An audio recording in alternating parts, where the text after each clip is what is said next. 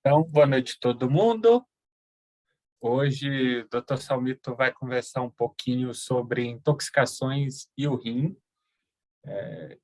um assunto do dia a dia, de vez em quando surge no plantão à noite, e tudo seu, Salmito. Obrigado, João. Obrigado pelo convite. É muito bom estar aqui mais uma vez com vocês, em contato. Vamos conversar um pouquinho sobre esse tema, né? Às vezes, a gente vai ser chamado para avaliar esses pacientes, e tem uma grande variedade de possibilidades de intoxicações, então a gente vai selecionar algumas delas, pelo menos algumas mais prevalentes que a gente consegue, pelo menos, manejar para vocês. Então, vamos lá. Então, primeiro, definir alguns conceitos, né? Intoxicação ou envenenamento nada mais é do que sinais ou sintomas prejudiciais devido ao contato com alguma substância química. Nem sempre o contato é oral, às vezes pode ser mesmo pele ou até inalatório. A grande maioria dos casos que a gente acaba vendo no hospital são de intoxicações via oral. Esses eventos, eles são denominados eventos toxicológicos, e são a partir deles que são feitos os dados e levantamentos da epidemiologia, né? E esse evento, ele designa um episódio em que há uma possível exposição a um agente tóxico com efeitos colaterais decorrentes, né? Às vezes, isso pode ser uma intoxicação, ou até mesmo uma abstinência, quando é um uso recorrente, ou até ainda uma reação adversa. Então, mesmo quando, por exemplo, ocorre uma reação adversa ao medicamento, a gente enquadra como um evento toxicológico. Aqui, de uma forma geral, no Brasil, os órgãos reguladores foram criados em 1980, entre eles o Cinetox, e a partir de 1985, os CEATOX começaram a levantar esses dados, né? O CEATOX, ele existe no país inteiro, e cada regional tem a sua jurisprudência, vamos dizer assim, e é um serviço gratuito, disponível 24 horas, 7 dias por semana. Eles estão sempre disponíveis para discutir casos ou até mesmo para orientar em relação à coleta de exames e alguma outra conduta necessária, né? Aqui, no Brasil, são os dados mais recentes aqui em São Paulo. Infelizmente, são um pouco antigos, né? Se a gente for ver aqui de 1991 a 2000, mas é o que a gente tem. Então, eu queria chamar a atenção, na verdade, para os tipos, né, de intoxicações mais prevalentes que a gente tem aqui no estado. Então, em relação à classificação do agente, né, a maioria deles é realmente medicamentos, como a gente pode ver, chega a 40%. E esses dados, eles podem ser adquiridos tanto presencialmente quanto via telefônica, né? Infelizmente, ainda existe muita subnotificação desses eventos, por isso a defasagem do tempo. Na sequência, tem os produtos de origem químicas de uso domiciliar, depois os produtos químicos de uso industrial e um pouco menos prevalente, drogas de abuso, né, de 4%. Se a gente for destrinchar um pouco mais cada um desses, isso aqui é outra tabela para tentar identificar em relação a cada categoria, né? Então, em relação aos medicamentos, a grande maioria ela é acidental. A gente tem a impressão, às vezes, que são tentativas de suicídio, mas a epidemiologia não mostra isso. A maioria é acidental, mas, na sequência, também grande parte desse volume é tentativa de suicídio.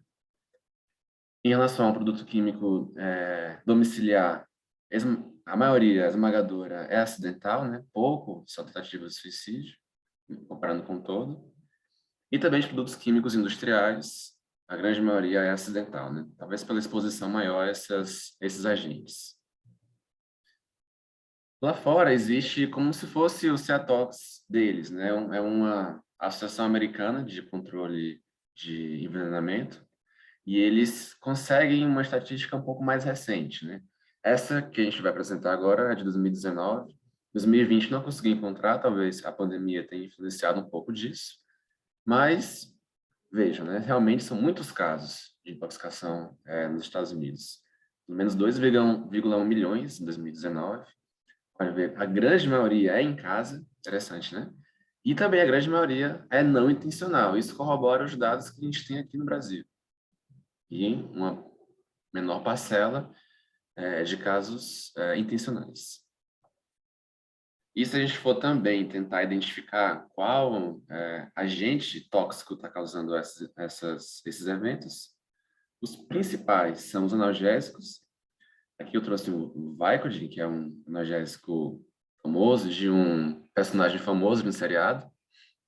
Inclusive lá, isso é tão difundido e tão assim de acesso, que o próprio o algoritmo de ASCP da ARRA incorporou o naloxone, que é um antídoto, né, dessas intoxicações por opioides. Então, a ambulância já vai com tudo pronto, né? Existe naloxone até intranasal, ou intramuscular, porque o índice de intoxicação é muito alto para essas medicações. Na sequência, produtos de limpeza, isso também aqui no Brasil é muito parecido, né? Depois, medicações antidepressivas dos mais diversos tipos. E, por fim, também, os hipnóticos, né? Lembrar que aqui no Brasil, especialmente, o Rivotril, ele é uma das medicações mais vendidas no país inteiro. Então, existe uma certa prevalência alta dessa medicação. Muitas pessoas acabam tendo um uso abusivo no sentido de não conseguir retirar essa medicação. Então, o médico tem dificuldade de fazer isso, mas é bem prevalente também as intoxicações por essas medicações, né? Ah, mas e o rim com isso, né? Na verdade, em 1913, o primeiro rim artificial descrito, ele foi idealizado para uma intoxicação por salicilato. Interessante, né? Isso foi um modelo experimental em ratos que melhorou a sintomatologia lá de agitação, de depressão. Então, assim, a história tanto da diálise quanto das máquinas, elas se confundem um pouco com a intoxicação. Depois foram descobertos que não só o salicilato, mas outras substâncias também eram dialisáveis, inclusive com o advento da hemoperfusão, em 58, eles viram que também poderia haver uma redução dos níveis de barbitúricos, né? Resolviam como barbitúrico. Então, inicialmente essas máquinas foram desenvolvidas para isso, né? Depois abrangeu para outros usos clínicos, né? Também a plasmaférese já bem estabelecida na PTT, mas também viram que, por exemplo, até resolveria intoxicação por atropina. Pensando que a plasmaférese ela realmente é uma remoção de grandes moléculas, né? Então, muito poderia ser feito com isso. Voltando um pouco, na verdade, para a fisiologia, para a gente lembrar, isso vai ser importante para cada um dos elementos que vou apresentar, algumas funções básicas que a gente deve saber já de cor e salteado, né? Então, o rim, ele é responsável por absorver, secretar substâncias, controle homeostático pressórico, ósseo metabólico, balanço ácido básico, mas ele tem uma parte em sua microestrutura importante, que é a barreira de filtração. Ela nada mais é um mecanismo de certa forma, defesa, né? Para não deixar algumas substâncias não serem perdidas, né? Então, o primeiro componente, para quem lembra, né, é o endotélio capilar, ele é fenestrado, permeável a pequenos solutos, tem carga negativa. Depois, a membrana basal, também porosa, com carga negativa, lá tem colágeno 4, assim como tem no mesanjo. Ela aqui, ela seleciona tanto carga quanto tamanho, né? Dificulta a passagem de moléculas de grande peso molecular. E, por fim, o famoso podócito, né? Com seus processos podocitários em luva membrana basal, também de carga negativa. Então, veja, nessa barreira de filtração são 3 camadas que, de certa forma, regulam a absorção e secreção de substâncias. Então, todas elas de carga negativa. Isso é importante porque, por exemplo, a albumina. A albumina ela é uma principal proteína que a gente tem no corpo, ela tem uma carga negativa, ela é de alto peso molecular, e a gente não pode perder essa proteína. Então, uma das funções também dessa barreira é evitar essa perda de albumina que é tão presente no nosso corpo. Relembrando aqui, então, a microestrutura, rapidinho, né? Aqui é o lumen capilar, na sequência a membrana basal, e, por fim, os podócitos com seus processos podocitários, fenda diafragmática, bonitinho para a gente lembrar. Essa aqui é uma figura que eu gosto, para a gente também ter uma ideia de mais ou menos o que é uma molécula pequena, grande e média, né? Então, vamos lembrar aqui, a ureia assim como a creatina, são moléculas de pequeno peso molecular. Então, 60 e 125, a gente faz aqui um paralelo, na verdade, com a albumina. Veja o tamanho dela, né? É muito maior do que a ureia, é 100 mil vezes maior. Então, lembrando mais uma vez, tanto pela carga negativa da albumina quanto pelo tamanho dela, a gente não perde essa proteína importante para o nosso corpo. E aí, pensando nisso, qual seria, então, o soluto ideal? Porque se a gente pensar que intoxicação é o acúmulo de alguma substância, seja por uma dose muito alta, ou seja por uma dificuldade de eliminar, então qual seria um soluto idealmente, facilmente clareado pelo rim? Isso não existe, né? Mas a gente vai inventar um. Então, seria um soluto com alta clearance renal, bastante excretado, né? De baixo peso molecular, ainda mais porque moléculas altas, a barreira de filtração barra, um baixo volume de distribuição. Isso aqui é interessante a gente parar um pouco para pensar, que às vezes confunde, né? Então, o que seria um alto volume de distribuição? Seria uma molécula em que ela penetra bastante nos compartimentos, né? Então, ela se esconde no músculo, ela acumula no sistema nervoso central, acumula no pulmão. Isso é ruim, porque entendendo que quanto mais dessa molécula no plasma eu tiver, melhor para eu excretar. Então, se ela se acumula muito nos outros compartimentos, eu não consigo ter esse clearance. Então, baixo volume de distribuição significa que a maior parte desse soluto está no intravascular. E isso é bom. Também o soluto ideal teria uma baixa ligação a proteínas plasmáticas, e aqui a albumina, pelos motivos que a gente comentou já. Então, quanto mais ligado à albumina, mais difícil vai ser eliminar aquela substância. Então, se tem uma baixa ligação, melhor. Ele está mais livre, né? Uma meia-vida baixa e, em teoria, uma carga catiônica, né? Lembrando que toda a barreira de filtração, ela é por carga negativa. Então, isso deveria dificultar também outra carga negativa do soluto. E aí, outra pergunta, mais puxando um pouco para a nossa seara, né? São todas as intoxicações que eu vou dialisar? Ou é todo, por exemplo, intoxicação por lítio que eu vou dialisar? Nem sempre, né? Esse trabalho, ele fez uma pesquisa rápida com 30 nefrologistas sobre três situações bem simples que a gente vai conversar um pouco. Então, a primeira situação colocada para eles foi uma mulher de 18 anos, intoxicação severa por antidepressivos. Veja, um terço fariam diálise de cara, um terço considerariam posteriormente. Outra situação foi um homem de 24 anos, 7 horas após a ingestão de 800 miligramas de AS com acidose metabólica e convulsão. Aqui todos dialisaram, né? E outra situação foi um homem de 45 anos, 12 horas após ingestão de lítio, assintomático com glicemia um pouco alta. Aqui 80% dialisaram, e a pergunta para eles por que eles fariam isso, eles falaram que pela evidência atual. Mas aí é que está o grande ponto das intoxicações no contexto renal e no contexto epidemiológico de trabalhos científicos, né? São muito poucos os trabalhos randomizados que a gente tem disponível, né?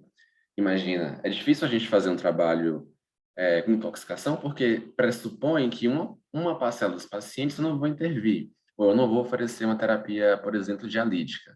Então, isso seria, de certa forma, antiético, né? Difícil fazer trabalhos assim. Então, tem uma publicação que fez esse levantamento, né? De 4 mil trabalhos sobre intoxicação, apenas um deles era randomizado e ele por si não era, porque ele comparou outros dois, né? Então, a grande maioria dos trabalhos nesse assunto, eles são observacionais, eles têm um nível de evidência na cadeia, né, um pouco menor. A maioria deles também são relatos ou séries de casos, e, novamente, né, infelizmente tem um baixo poder epidemiológico, mas é o que a gente tem. Então, aqui é interessante conversar um pouquinho sobre o exemplo do paraquedas. Não sei se alguém ouviu falar sobre isso, mas entre epidemiologistas isso é bem comentado. Então, a pergunta é a seguinte, né? Alguém deve ter ido já pular de avião. Quem arriscaria pular sem o paraquedas, né? Parece meio absurdo isso. Mas a questão é que não tem trabalho científico que corrobore essa sua decisão de pular de paraquedas. É um pouco absurdo, é um pouco irracional, inclusive. Mas a ideia aqui é entender que nem tudo na medicina a gente vai conseguir basear em estudos randomizados. Nem tudo a gente vai conseguir fazer isso porque seria impossível fazer um trabalho desse. E esse exemplo do paraquedas, ele não é só mais um exemplo à toa. Isso realmente foi traduzido em um trabalho publicado no BMJ, que é uma revista conceituada, em 2003. Então, veja o título, né? É até engraçado a gente ver isso. Então, uso do paraquedas para prevenir morte e trauma. Que absurdo, né? Eles realmente fizeram uma revisão sistemática. Obviamente, não encontraram nenhum trabalho que fosse comparar isso. Ninguém quis fazer parte do grupo controle, obviamente, né? Mas a ideia é exatamente a crítica que a gente comentou, né? E uma das mensagens finais que ele fala é a seguinte: sob circunstâncias excepcionais, o bom senso deve ser aplicado quando você considera riscos e benefícios nas intervenções. Então, o paralelo que eu faço aqui é justamente com o que a gente vai conversar, né? A grande maioria das recomendações realmente são recomendações de especialistas, são grupos de pessoas que reuniram e, baseado nas evidências, ainda que pobres, definiram alguma conduta para tentar uniformizar isso na intoxicação. É diferente, por exemplo, o estudo com losartana, que obviamente reduzia a mortalidade, né? Mas como a gente comentou, é difícil você não oferecer uma terapia de intervenção nesses casos de intoxicação. Paralelo, novamente, a gente faz, por exemplo, com pacientes grávidas. Ninguém faz estudo com randomizado com grávidas porque seria também antiético. E ainda puxando um pouco desse artigo, ele fala, né? O que esse estudo acrescenta, né?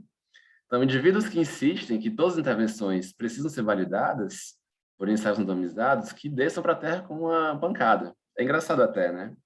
Mas exatamente para tentar provocar a comunidade científica para isso.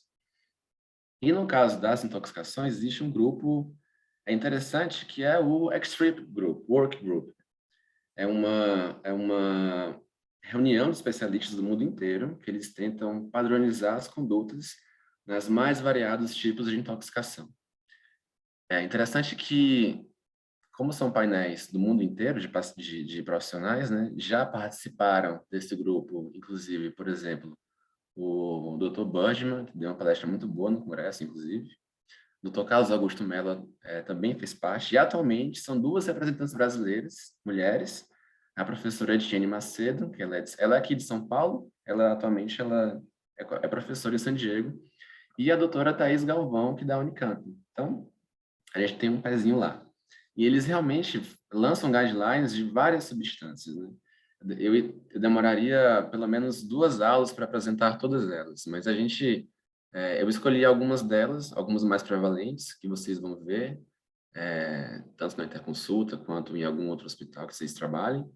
Então, só assinei algumas, são várias, espero que seja proveitoso. A gente vai começar então um pouco sobre intoxicação por lítio, famoso lítio, intoxicação por metformina, na mala, para quem conhece, a intoxicação por salicilatos, em que o principal representante é o ácido salicílico, né? A intoxicação por paracetamol e antidepressivos tricíclicos. Então, alguns exemplos de alguns tipos de substâncias que a gente vai entender um pouco mais. Então, começando já com o lítio, em que o principal apresentação farmacológica é o carbonato de lítio de 300 miligramas. Ele é utilizado principalmente no tratamento do transtorno bipolar. A intoxicação por lítio ela pode ser tanto aguda nos pacientes que nunca utilizaram essa medicação, chamada naive, né, ou overdose, pacientes que tiveram acesso a essa medicação na tentativa de suicídio, por exemplo, né? Ou ainda na subaguda, quando o paciente ele já tem uma carga de lítio basal, ele faz uma sobrecarga aguda também, mas por vezes não intencional, ou ainda crônica, quando aquele paciente que já a trata há bastante tempo, né? E por algum outro motivo desidrata, infecciona e tem uma queda da função renal e intoxica, né? Algumas vezes é o paciente que a gente vai identificar no pronto-socorro. Por algum motivo são pacientes que infectam, acabam piorando a função renal e boa parte do clearance do lítio, a excreção é renal, então ele acaba acumulando na disfunção, né? A gente acaba pegando esses pacientes. E aquela história que a gente sempre ouve falar desde a faculdade de medicina. Eles realmente têm uma faixa terapêutica muito estreita, de 0,6 a 1,2, e merecem ser reavaliados com frequência para justamente evitar esses efeitos tóxicos colaterais. E aqui, a gente vai definir essa intoxicação como leve, quando o nível sérico está de 1,5 a 2,5, moderada, 2,5 a 3,5, ou ainda grave, quando está acima de 3,5. Então, ainda conversando um pouco mais sobre o lítio e as propriedades físico-químicas, né? Por isso que eu puxei um pouco no começo da apresentação sobre a fisiologia, porque vai ser importante aqui, né? Então, lembrem, né? A massa molecular do lítio, vejam, é 7, né? Menos que a ureia. A ureia é 60. Então, só pelo tamanho já seria uma boa molécula para ter um clearance renal nesse sentido. O volume de distribuição é moderado, não chega a ser alto. A gente entende como alto acima de 1, 2 litros por quilo. Então, só lembrando, né? Quanto menor o volume de distribuição, melhor. E a ligação a proteínas plasmáticas é de 0, isso é ótimo. Ele fica livre da albumina, também fácil de já ver o clearance. Novamente aqui, né? Uma biodisponibilidade boa, de até 100%. Uma meia-vida de 12 a 27 horas. Né? Então, se a gente considerar apenas essas 3 características, ele seria uma molécula de boa clearance e, de certa forma, dialisável, né? Se a gente pensar dessa forma. Pensando, então, agora nos sintomas que vai apresentar, lembrar que o lítio ele tem essa característica de acumular lentamente no sistema nervoso central. Então, por vezes, você pode pegar o paciente no pronto-socorro com poucos sintomas, mas daqui 2, 3 dias ele começa a rebaixar ou apresenta coma, ou sonolência, convulsão, justamente por esse efeito lento de acúmulo, né? Então, alguns sintomas eles apresentam-se tardiamente na intoxicação por lítio. Ele também tem uma sintomatologia cardiovascular de deprimir o segmento ST, a bradicardia, e também tem descrito essa síndrome silent, que seria uma neurotoxicidade irreversível, uma síndrome, né? Entendendo que esse acúmulo de lítio no sistema nervoso central é lento e os pacientes usam cronicamente, alguns pacientes acumulam por tanto tempo que provocam uma sequela cerebelar. Então, o paciente tem ataxia, tem um nistagmo, tem um tremor. O que dá para tentar melhorar nesses casos, por vezes, você não consegue resolver completamente os sintomas. É você tentar deixar o nível terapêutico um pouco menor do que aquele de 0,6 a 1,2. Então, baixa para 0,6, alguns sintomas revertem, outros não. E puxando um pouco para a nossa seara, né? O lítio ele também pode provocar um diabetes insípidos nefrogênico. Né? Lembrando que, por conta da medicação, o efeito é tubular, o efeito é local ali no rim. E acredita-se que, principalmente, esse efeito do diabetes insípidos é por uma disfunção da aquaporina, e faz sentido pensar que isso causa uma diabetes insípidos, né? E também porque o lítio ele entra no túbulo através dos canais de sódio. Interessante, né, o ENaC? Então, esse é um dos 2 principais mecanismos da diabetes insípidos do lítio. Então, como eu vou manejar essa intoxicação? Algumas terapias de suporte vão se repetir, isso vale para quase todas as drogas. Eu vou mencionar algumas alterações, algumas observações de cada um. Então, sempre tentar suspender a droga, né? Então, para tentar realmente reduzir essa exposição, hidratar bastante esses pacientes, ainda mais pensando que eles podem apresentar uma poliúria com diabetes insípidos. Né? Aqui o interessante é carvão ativado não adianta fazer, porque ele não provoca essa absorção do lítio, não tem nenhum efeito nesse sentido. Lavagem gástrica você pode fazer, uma terapia de suporte padrão, né? E em relação ao DEI nefrogênico, interessante, né? Posso utilizar tanto a hidroclorotiazida, e aqui o mecanismo de melhora dessa poliúria, por exemplo, é porque a hidrocloro ela causa uma hipovolemia relativa. Então, ao causar uma hipovolemia relativa, aumenta a absorção de sódio e água nos túbulos proximais e reduz a entrega de sódio e água no túbulo distal, que é onde está o defeito.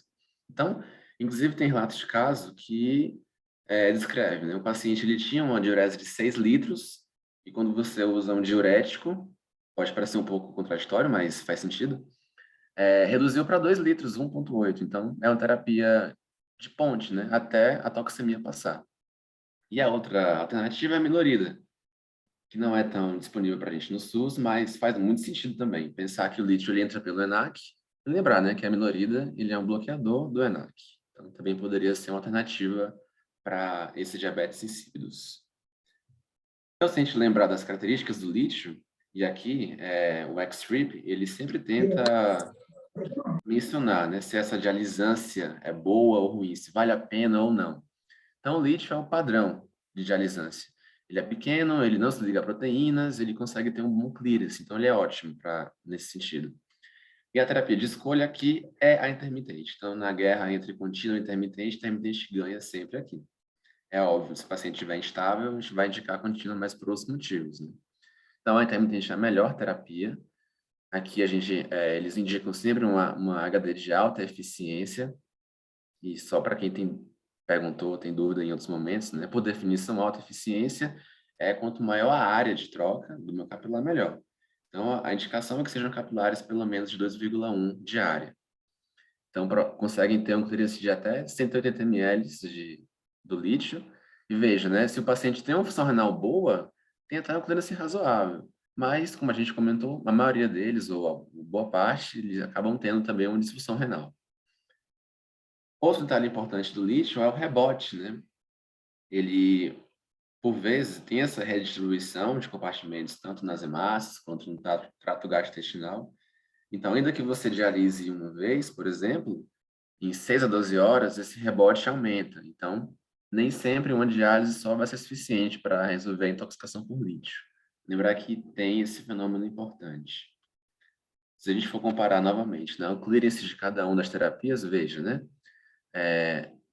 A contínua, ela tem um clearance de até 60 em alguns casos, e a hemodiálise tem até 3 vezes mais, né, 180.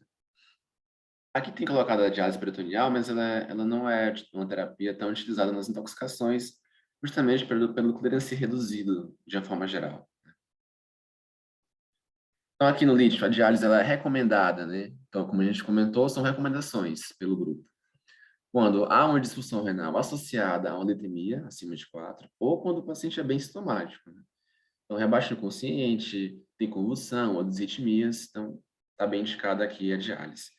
Aqui eles sugerem a diálise em uma litemia alta, ou quando o paciente está confuso, lembrando que esse acúmulo ele é lento, então talvez essa litemia esteja até mais alta posteriormente, ou quando o tempo esperado de reduzir o lítio for maior que 36 horas. Isso aqui talvez seja mais factível quando você tem uma litemia disponível mais facilmente, né? Que não é nem sempre o nosso caso. E aqui ele também desorienta no suspender, né? Quando é que eu paro a diálise? Quando melhora clinicamente, o lítio está baixo, ou quando você ofertou pelo menos 6 horas de terapia dialítica. Interessante porque eles entendem que um tempo maior do que o usual, mas não tanto, ajude a ter um clearance maior, lembrando que o lítio ele é bem dialisável. Então, a intermitente ela é de preferência. Claro, se você não estiver disponível, você pode abrir mão da contínua, que é bem raro, na verdade. E aí também, isso vai se repetir também, né? Depois que você faz a intermitente, a próxima terapia é da sua escolha. Então, eu posso voltar à minha intermitente ou eu posso escolher a contínua. E aí não faz tanta diferença, né? Mas a primeira, idealmente, ela precisa ser uma diálise intermitente, entendendo que o clearance dela é 3 vezes maior do que o da contínua. Então, sobre o lítio é isso. Vamos falar um pouco agora de metformina. Tem várias apresentações, entre elas, inclusive, uma liberação prolongada, que não é nenhuma propaganda, mas a gente vê no atendimento glifage XR, é uma delas, né? A dose é um pouco menor, mas o efeito é um pouco mais prolongado. Então, a metformina é importante porque ela é o diabético mais prescrito no mundo inteiro. Lembrando que a segunda causa de DRC no Brasil é diabetes, no mundo é a primeira. Todos eles usam metformina, a medicação de base, né? Mas eu preciso ficar atento aos sinais de intoxicação dela. Existe uma condição bem interessante, que é a mala, que é uma acidose lática associada à metformina. Como o próprio nome diz, por definição, é uma acidose quando tem uma exposição de metformina associada. A metformina, um dos mecanismos de ações dela é inibir a conversão do lactato em piruvato. Então, se eu não converto lactato, o meu lactato aumenta muito. Por isso que é uma acidose lática. Ela pode ser tanto incidental ou crônica, quando o paciente tem alguma disfunção no metabolismo do lactato, ou mesmo intencional aguda, quando de fato existe um aumento, por exemplo, ou na dosagem, ou o paciente ele faz uma tentativa de suicídio, por exemplo. Então, algumas considerações aqui, né? O que aumenta o risco da intoxicação por metformina? A hipotensão, a desidratação, sepse, né? Ainda mais que a sepse por si só aumenta o lactato pela hipoxemia, e a isquemia também. Então, eu deixei aqui gravado a desidratação, por quê? Qual é o efeito colateral importante da metformina? É algum distúrbio do trato gastrointestinal. Alguns pacientes reclamam de dor abdominal, por vezes tem diarreia. Então, a própria metformina, ela pode predispor a uma desidratação. Então, isso é importante quando a gente vai orientar o nosso paciente. E isso aumenta o risco, inclusive, dele intoxicar por essa medicação. Por que que não é tão comum? Porque boa parte da metformina, ela é excretada na urina. Então, se o paciente está bem metabolicamente, ele consegue eliminar boa parte dela e isso não é um problema. Como a gente vai ver aqui, a metformina ela tem um peso ainda considerado baixo peso molecular, próximo da creatina, que é 125. Já tem um volume de distribuição moderado a alto, né? Apesar de que tem uma ligação às proteínas nula. Tem uma biodisponibilidade também não tão alta, de 55%, né? E depende muito se é uma liberação imediata ou estendida em relação ao pico de concentração. Então, veja que interessante, né? O clearance de uma opção renal normal é muito alto, de 400 a 650. Então, boa parte da metformina consegue ser excretada pela urina. As doses tóxicas são 5 gramas, né? Lembrando que, de forma geral, a dose usual é 2,5 gramas. Então, se a gente pensar nessas três características aqui, tem um peso pequeno, um volume de distribuição moderado a alto, mas não se liga à proteína. Então, talvez ele tenha um nível moderado de clearance, se a gente pensar nessas três características aqui, né? Que a gente vai ver. O manejo padrão, né? Hidratação, sempre para esses pacientes, ainda mais que eles podem estar com alguma sepse ou mesmo alguma desidratação associada. Lavagem gástrica está indicada. O bicarbonato ele faz parte também da terapia de suporte, entendendo que esses pacientes eles têm uma acidose metabólica a ser compensada, mas lembrar que os efeitos colaterais do bicarbonato sempre, né, que é volume ou hipernatremia, podem piorar a sintomatologia de sistema nervoso central. E também está indicada a diálise em algumas situações. Então, a metformina ela é considerada uma dialisância moderada. Apesar de baixo peso molecular e livre, ela tem um alto volume de distribuição. Então, tem um trabalho que mostra que quando, por exemplo, um paciente em diálise crônica, 15% apenas da dose é removida. Eles consideram isso como moderado. Aqui, a diálise intermitente também é melhor que a contínua, e a peritoneal tem pouca validade aqui, tem pouca eficiência. Então, para quem que eu vou dialisar mala? Né? Então, eu faço diálise quando tem níveis muito altos de lactato. Aqui no Hospital São Paulo, a gente usa miligrama por decilitro, né? Então, se o paciente não estiver morrendo ou pós-parada cardíaca, dificilmente você vai encontrar um lactato tão alto assim. Mas, se você encontrar no contexto da metformina, diálise. Também é recomendado em acidose ou quando você falha em corrigir essa acidose, por exemplo, com bicarbonato ou hidratação. Aqui eles sugerem a diálise em nível de lactato um pouco menor, né? E também com acidose não tão grave. É que eles também falam que deve ser suspensa quando você clareia desse lactato ou ainda quando não há acidose, que faz sentido. Um ponto interessante que eles comentam é que você deve reduzir esse limiar de diálise se ele tiver algum outro fator de risco, como choque, uma ira, uma insuficiência hepática, né? São todas situações que aumentam a acidose e aumentam a lactatemia. Ou ainda quando é um sintoma mais grave, como rebaixamento de consciência, por exemplo. Aqui o detalhe para a gente é dialisar com o buffer de BIC, então a gente sobe o BIC um pouco mais alto, na máquina a gente ajusta isso. Novamente, né, contínua se tiver disponível a intermitente, e após a terapia inicial você escolhe o que você quer fazer. Muito que bem, agora sobre o acetaminofeno, que é o nosso conhecido paracetamol, também aqui interessante que o paracetamol está em diversas formulações, né? Então, ele é utilizado em associação com codeína, com tramadol.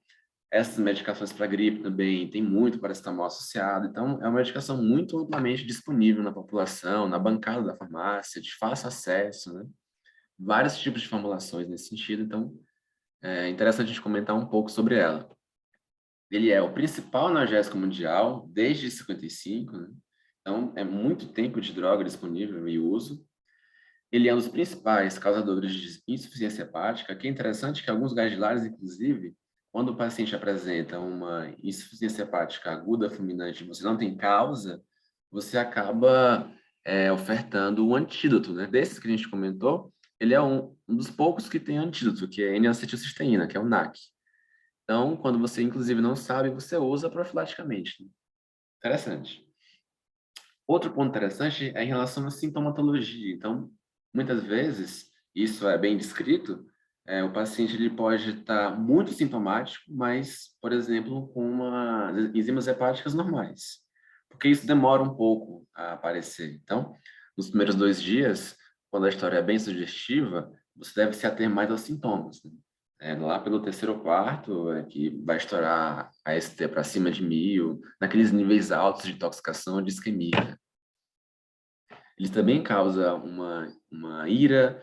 Esse aqui é o metabólito tóxico dele, né? Que é o N-metilp-benzoquinona, ele quem causa a maior lesão hepática, inclusive, né? E em níveis muito altos, a paracetamol ele pode causar até uma disfunção mitocondrial.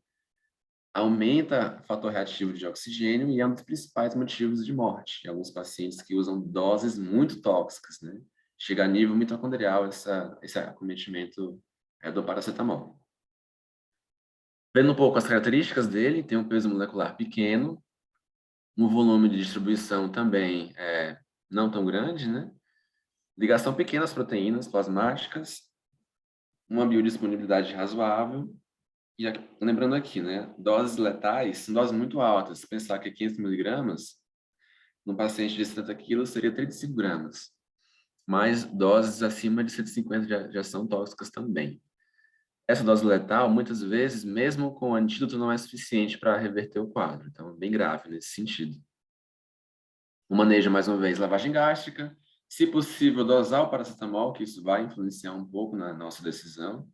Às vezes, o laboratório vai vir não tão alterado, mas se eu conseguir dosar, é bem razoável. E aqui interessante, né? A diálise é raramente usada, só quando tem alguma outra indicação. Quando o paciente ele também apresenta uma disfunção renal ou uma insuficiência hepática, é aqui por que ela é utilizada? Porque eu tenho um antídoto.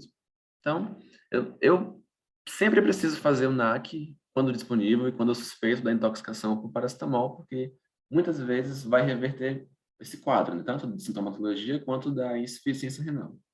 Aqui a dose, né? A dose razoavelmente alta, ele fica com essa medicação pelo menos 20 horas, como a gente pode ver, e pode até repetir posteriormente. Em relação à dialisância, o paracetamol é moderado, 11% apenas é removido em uma diálise, apesar de ser bastante solúvel em água. E aqui as sugestões, né?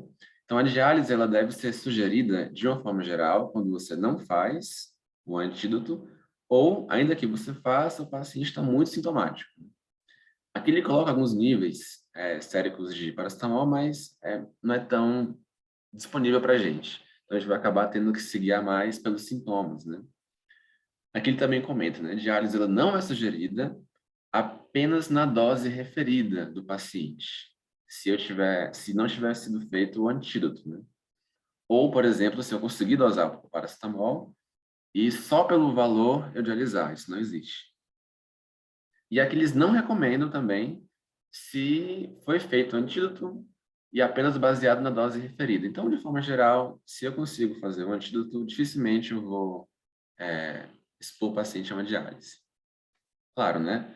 Aqui eu suspendo se o paciente melhora clinicamente, a recomendação de intermitente se mantém, e nos casos raros em que eu preciso dialisar, eu preciso manter o NAC mesmo na diálise, inclusive fazendo dose extra porque ele é dialisado. Um pouquinho dos salicilatos, que o principal representante aqui é o ácido acetilsalicílico, nas mais diversas formulações, né? Inclusive, é uma medicação que, até alguns anos, ela era muito utilizada e muitos pacientes, se vocês forem perguntar, eles nem sabem por que tomam, né? As indicações estão mais precisas agora, mas muita gente ainda usa essa medicação, ainda mais na infância, pelo gosto bom, que é relatado, algumas crianças tiveram intoxicação por AS, nesse sentido.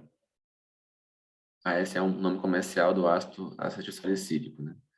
Então, existe uma intoxicação, ela pode ser aguda ou crônica, né? De forma geral. Doses tóxicas são acima de 100 a 150. Eles podem causar uma acidose metabólica, uma hiperlactatemia. Interessante que o salicilato, ele estimula diretamente o sistema nervoso central, de tal forma que esses pacientes podem apresentar taquipneia. E interessante, né? Eles podem apresentar uma acidose metabólica e uma alcalose respiratória por esse efeito de estimular o sistema nervoso central diretamente. Inclusive, ele é um metabólito ativo no cérebro, ele atravessa a barreira hematocefálica e quando ele acumula bastante, né, como se fosse um osmol ativo. Então, vai absorver a água e pode, inclusive, predispor a edema cerebral, por exemplo. Pensando nisso, quando há sintomas neurológicos, como confusão mental, a mesma agitação ou coma, eu entendo que é uma intoxicação severa, né? Lembrar também que não só isso, o salicilato, ele também é um inibidor irreversível plaquetário. Então, quem nunca postergou uma biópsia renal ali por conta da medicação, né? Mais seguro. Então, eles também podem apresentar alguma discrasia sanguínea nesse sentido. O salicilato, ele tem uma pequena baixo peso molecular, tem um volume de distribuição pequeno, isso é bom, né? Mas ele liga-se muito às proteínas plasmáticas. Interessante é que, no decorrer do acúmulo, esse processo de ligação ele satura. Então, na overdose, ele chega até 30% apenas, mas ainda é considerável. Uma biodisponibilidade razoável e aquela dose que a gente comentou, né? De 150 miligramas a 100 por quilo, já é uma dose tóxica. Para manejar, eu faço uma hidratação com Ringer. Esses pacientes têm distúrbios hidroeletrolíticos, então eu preciso repor tudo ele que está perdendo, né? E também repor a volemia. Aqui eu posso sim utilizar o carvão ativado até naquela faixa de 2 horas, já bem preconizada. Lembrar que o salicilato é um ácido fraco, então eu posso utilizar do BIC para tentar corrigir aquela minha acidose metabólica. E aqui é interessante porque é uma das indicações de eu alcalinizar de fato a minha urina. E o alvo de pH é relativamente alto, né? Acima de 7,5. Então, quando eu faço essa alcalinização da urina, eu aumento a minha excreção do salicilato em até 3 vezes. Isso é bom, né? Claro que eu preciso ter atenção para os efeitos colaterais da terapia, né? Que a gente já comentou em relação ao BIC. Interessante também de salicilato, de um ponto especial, é que eles causam muito hipocalemia, por 3 motivos. Um deles é porque no túbulo existe um aumento da excreção de ácido orgânico. Então, para manter a eletroneutralidade, acabo perdendo mais potássio. Então, esse é um motivo. O 2, ele aumenta a quantidade de aldosterona ali no túbulo distal. E 3, também aumenta a entrega de sódio. Quanto mais sódio no distal, mais potássio eu perdo. Então, atenção ao potássio nessas intoxicações. Provavelmente você vai ter que tratar e repor o potássio nesses pacientes. A dialisância, de uma forma geral, ela é boa, até 50% é removido com uma sessão. E aqui eles recomendam a diálise, principalmente quando tem sintomas neurológicos, né? Aqui ele coloca alguns valores até altos, né, de salicilato no sangue, quando tem também algum valor associado à insuficiência renal. Mas, no geral, são sintomas que eu vou me guiar, como a gente comentou. Ela é sugerida quando, também algumas doses que a gente comentou aqui, mas quando tem alguma acidose importante, né? Então, um pH mais baixo, 7,15, esses pacientes eles sugerem que você faça diálise, vai depender muito do contexto clínico, né? Aqui eu suspendo a diálise se há melhora clínica, obviamente, com a terapia de suporte ou dialítica, né, no caso. Ou então ele suspende também a terapia quando eu oferto pelo menos 6 horas de diálise quando não tenho essa concentração disponível, né? Então, lembrar que no lítio, assim como também no salicilato, ofertar pelo menos 6 horas de terapia dialítica, porque o salicilato tem uma dialisância boa, né? Então, boa parte dele vai embora ali no efluente. Intermitente ainda melhor, lembrar de repor o BIC entre as sessões, que é importante para tentar corrigir essa acidose. Falando um pouco agora dos antidepressivos tricíclicos, né? Também muito utilizados na prática clínica. Alguns exemplos deles, mas tem outros, né? A amitriptilina ou até mesmo nortriptilina, de 10, 25 ou 50 miligramas. Basicamente para depressão ou mesmo ansiedade, ou ainda dores neuropáticas são utilizados. Então, algumas vezes a gente pode até pegar algum desses pacientes, mesmo no pronto-socorro. Então, de uma forma geral, eles inibem a recaptação da nora e da serotonina. Existe também uma absorção rápida dessas medicações no trato gastrointestinal, apesar de que eles são anticolinérgicos, né? Então, assim, absorve rápido, porém, eles também reduzem muito o trânsito intestinal. Então, isso faz com que a concentração aumente muito, né? Então, eles acabam também acumulando bastante no miocárdio e no sistema nervoso central. O interessante é que esse acúmulo ele pode chegar até 200 vezes maior do que o acúmulo no nível cérebro. É muita coisa, né? E boa parte dos sintomas e da morbidade são esses dois órgãos, principalmente. Ele é metabolizado pelo fígado, tem a passagem ali hepática, principalmente é eliminado pela urina. Então, de sintomas, confusão mental, delírio, algum efeito anticolinérgico, como boca seca, taquicardia, midríase, retenção urinária, importante isso em idosos, às vezes eles apresentam isso, né? Isso desencadeia o delírio, por consequência. Convulsão, lembrando que o acúmulo é muito grande nesse órgão, né?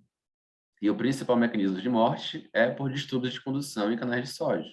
Novamente, né? O acúmulo no miocárdio é 200 vezes maior até, né, do que o nível sérico que a gente encontra. E uma outra questão em relação à convulsão é que eles também inibem o GABA. Então, os efeitos são os mais diversos e graves possíveis, né, nesses casos. Mas principalmente o miocárdio, com esse distúrbio de condução, e sistema nervoso central com acúmulo, né, seja ele com confusão ou convulsão. Em relação às características farmacocinéticas, são vários os tipos de antidepressivos aqui. Se a gente comentar, por exemplo, do mais comum que a gente encontra, a amitriptilina, né? Vejam, ele é quase 100% a ligação às proteínas plasmáticas. Então, provavelmente vai ser bem difícil eliminar esse metabólito, se a gente pensar nesse sentido. Então, de forma geral, se a gente pensar apenas nisso, né, ele seria um piloto ruim da gente tentar eliminar. Então, manejo sempre, né? Hidratação, aqui eu posso fazer lavagem gástrica. Aqui o benzodiazepínico ele está mencionado devido às convulsões que esses pacientes têm. Então, pela redução do GABA, fica mais excitável o neurônio e predispõe à convulsão. Então, lembrar que talvez você tenha que lidar com isso nessa intoxicação. Interessante aqui é que, para a gente tentar, foi visto que o eletro, né, você analisar o QRS, assim como a onda R, foram preditores tanto de convulsão quanto de arritmia, né? Novamente lembrar, principalmente o antidepressivo tricíclico, que ele acumula no coração e no sistema nervoso central. Então, interessante isso aqui. Você, pelo eletro, você pode entender, olha, talvez esse paciente esteja mais predisposto à convulsão, tem que ficar mais atento a qualquer sinal mais ou menos específico no caso, né? Para tratar, a gente vai abrir mão de bicarbonato ou de saline hipertônica. E qual o racional aqui? Entendendo que a principal causa de morte é cardiovascular no canal de sódio, eu ofertando um pouco mais de sódio para esse paciente, seja no bicarbonato ou seja na saline hipertônica, eu melhoro a condução elétrica desse doente.